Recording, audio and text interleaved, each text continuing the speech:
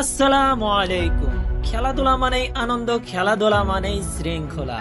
আজ আমরা দাঁড়িয়ে আছি মানিকগঞ্জের সিংহের সরকারি উচ্চ বিদ্যালয়ের মাঠে।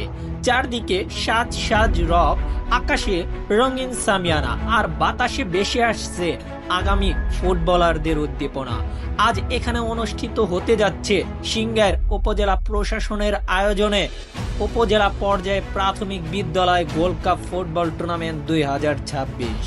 এই টুর্নামেন্টের সবচেয়ে সুন্দর দিক হলো আমাদের কচি বাচ্চারাই আজকের মাঠের মূল আকর্ষণ। ব্যানারে তাকালেই আমরা দেখতে পাচ্ছি আজকের এই বর্ণাঢ্য আয়োজনে প্রধান অতিথি হিসেবে উপস্থিত আছেন মাননীয় সংসদ সদস্য জনাব মইনুল ইসলাম খান শান্ত।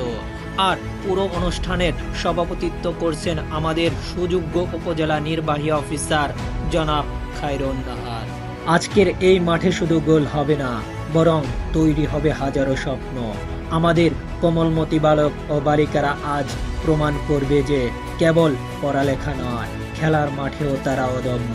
এই যে দেখুন, সিংহের উপজেলা প্রশাসন ও প্রাথমিক শিক্ষা অফিসের এই যৌথ উদ্যোগ, এটি সত্যিই প্রশংসার দাবিদার। কারণ এখান থেকেই হয়তো আগামীর কোনো এক মেসি, নেইমার কিংবা সাবিনা খাতুন উঠে আসবে। ফুটবল শুধু একটি বলের পেছনে ছোটা নয়, এটি একটি টিম ওয়ার্ক। আমাদের ছোট ছোট সোনামণিরা আজ শিখছে কিভাবে বিপদে ধৈর্য ধরতে হয়, কিভাবে একে অপরকে সহযোগিতা করতে হয়। জয় বা পরাজয় বড় কথা নয়, এই যে আনন্দঘন পরিবেশ, তারা একে অপরের মুখোমুখি হচ্ছে, এটাই এই টুর্নামেন্টের সবচেয়ে বড় সার্থকতা।